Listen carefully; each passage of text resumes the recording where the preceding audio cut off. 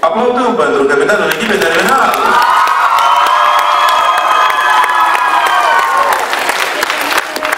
Am o rugăminte, mă rog, de un public foarte cald, sper că îți place. Uite, vreau să se ridice doar domnișoarele și să văd cât de mult îl apreciați. Capitanul echipei! Mulțumim pentru susținere. Capitanul echipei Vale s-a trezit!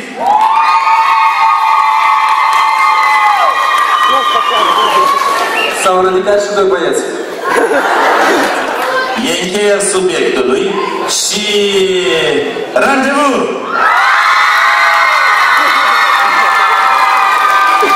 Mulțumim mult! Trăiți la mulți ani, cum te simți, Costea? Sincer, foarte multă emoție am. Sper, în timpul discursului, să se ducă la o parte. Și după zodie tot iepurești? Am ajuns la 33 și m-am oprit, la 44. Mulțumim, cum te simți, Liman? Stabil, normal. Mă bucur. Eduard? Inimioara bate așa, știți, capitanii sunt puternici și este concurență. Ne bucură că are inimă, iată ce ne bucură. Aplauzele noastre pentru capitan! Este cunoscut deja, ieri poate a fost surpriza, astăzi deja surpriza rămâne a fi o probă. Capitanii vor trece astăzi prin două probe. Prima probă trebuie să citească, să dea citire sau să memorizeze, să recite un proiect de lege axat pe drepturile tinerilor. În genericul de astăzi, Hopa Sopa și cu dreptul în Europa. Proiectul de lege, capitanul Ivane Constantin. Terminat! Tăcere, vă rugăm.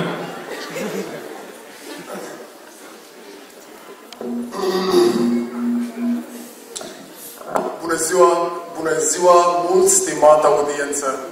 Bucuros să vă revăd și mersi mult de prezență. Vă aduc la cunoștință, ca să știți ce se petrece, pe ai mei firăvi pomerași au pus un proiect de lege. Să nu fie vorbă multă, liniște în sală, deci cu responsabilitate dau citire primii legi. Ești pe stradă sau în parcuri, ești banchir sau în holtei, să nu te apleci vreodată. În Moldova avem gay. Fie fără supărare, eu de vină nu-s deloc. Cine n-a să respecte legea, pedepsit va fi pe loc.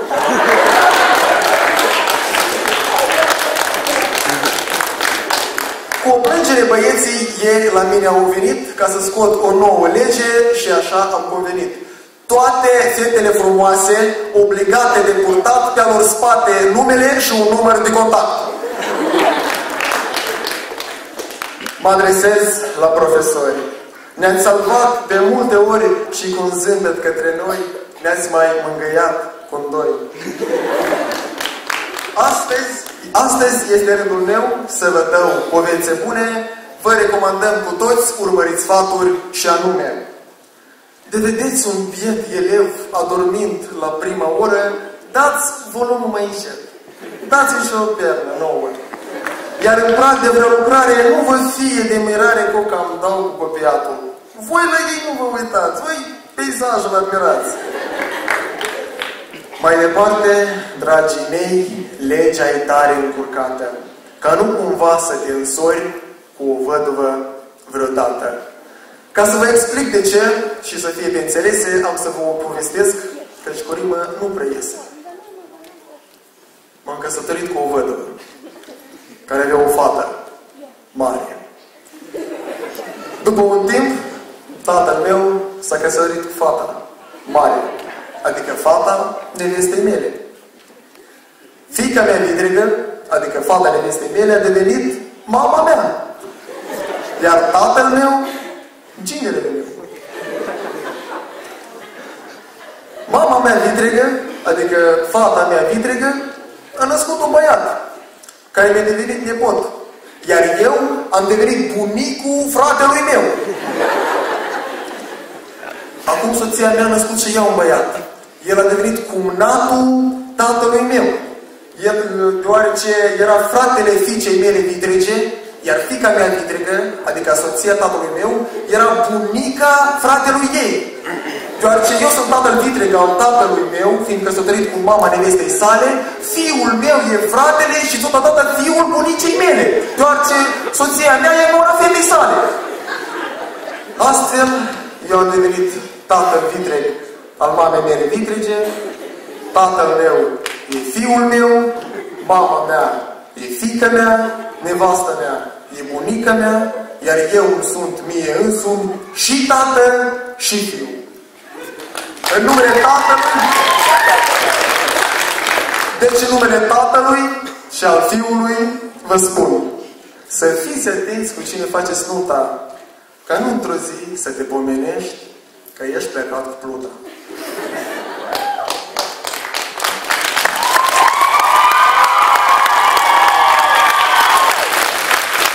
Să vă spun că îndelete, sunt convins de un lucru cert.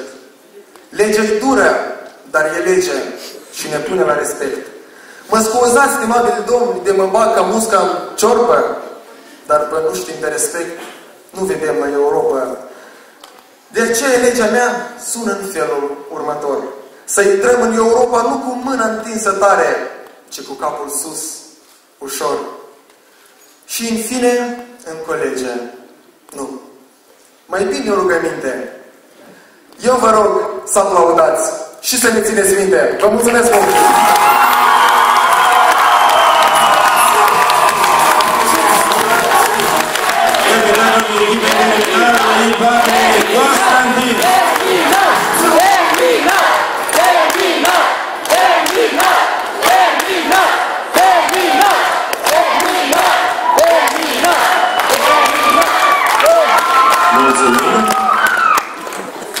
Rog foarte mult să ascultăm proiectul de lege al capitanului echipei Varnei Transit din vacanță. Bună ziua! Începem cu strategia de aderare la Uniunea Europeană. Strategia de aderare la Uniunea Europeană a Moldovei este asemenea strategiei de amințire a femeii lângă tine. Trebuie să știi că în caz de ceartă cu ea, 5 minute tu te vei sătura, dar ea ca ea nu. Înregistrăm cu noul Parlament succese mari pe arii mai extinse. Moldova a ajuns în Occident, la depărtarea unei mâini întinse. Trandafir de la Moldova, te-aș iubi, dar nu știu vorba, te-aș aduce în Puhăceni, dar te pierzi pentru burieni. Foaie verde, Matălstac, moldovană s-a modernizat. Are el o iapă blondă și i-a pus numele Honda. A vândut un sac de nuși și-a luat o cușmă Gucci. Foaie verde de Malai, el în cotez are Wi-Fi. Foaie verde și un trifoi, moldovanul are buzi moi. Ceas pe mână și inel, chiar și părul dat cu gel. Dar călcâile crăpate, unghiile îndoleate, are bucle de mioară, numai cresc sub țăoară. Foaie verde, hopa, hopa, Moldova vrea în Europa. Sufletul dorește tare, ca să stăm la masa mare, ca să fim în rând cu toții, să ne știi și nepoții. Că am fost uniți cu toți, împreună ne vom bucura pentru tine, țara mea. Și m-am gândit astăzi și ne-am să aminte o anecdotă dinspre un deputat. Așa s-a întâmplat că pentru a ridica autoritatea sa, a luat asistentul și hai să plecăm pe la școli, pe la grădiniță, să cedem ceva, să ne ridică autoritatea. E haide! S-a dus la grădiniță, ajung la grădiniță, acolo se începe. Că nu îmi trebuie televizoare, că nu îmi trebuie microfoane, că nu îmi trebuie pianină și așa mai departe. E deputatul se uite și îi spune lui asistentă, scrie 2 mese. Bun.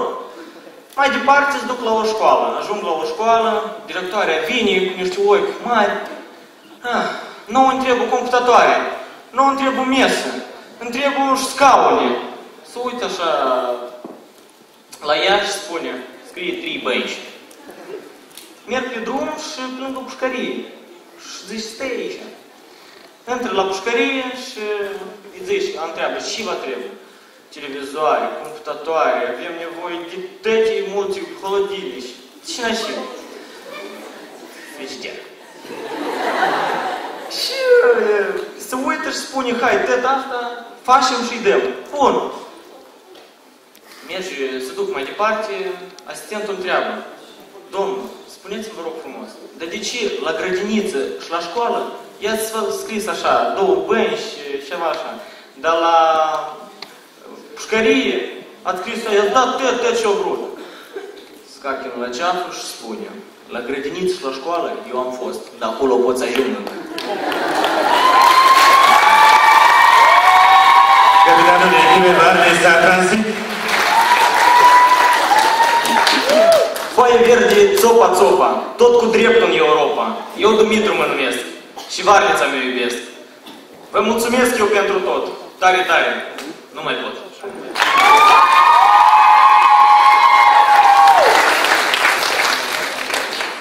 Capitanul echipei Randevu dă citire proiectului de lege.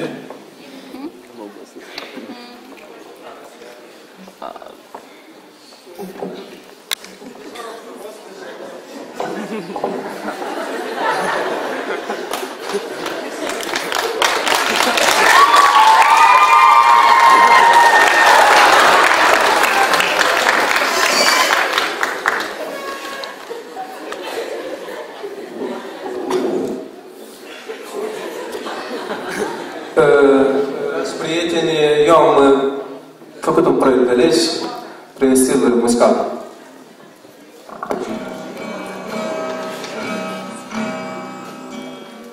Hopa, țopa, toți cu dreptul în Europa, dar eu iată ce aș dori să spun.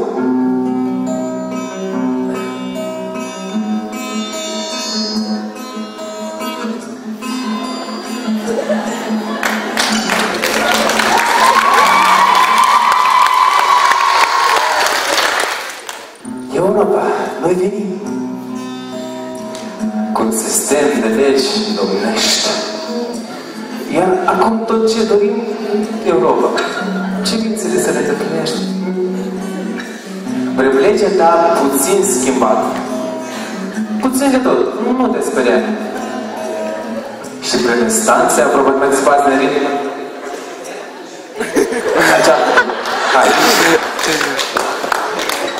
Ca să nu poți exploata. De la început pe vreme lucru, cât mai puțin și mai ușor. Suntem sături de mult și acru, vreau să gustăm de bunișor. Acum de sărbători vorbim, că toată lumea gătește o masă. Noi cât mai des să chefuim, să știi, odihna e sănătoasă. Că vine Paștele Crăciunul, Europa de culori. De nu îl chem pe Crișa nebunul și vreți sărbătorim noi. Învățătură, lucru greu, unul sportsmen, altul ginecolog. Suntem sături de acest studiu. Europa, nu stăm la vorbim pedagog.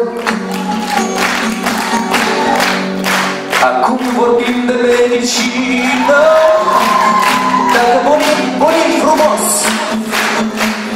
dacă vine vreo porcină, o tăiem și bolim gustos. Vrem și fete în spitale, noi, ca domnii onorați, să ne desădească moale. Pusti că ești de acord? Fete bune, fără bărbați. De toate parcă am vorbit.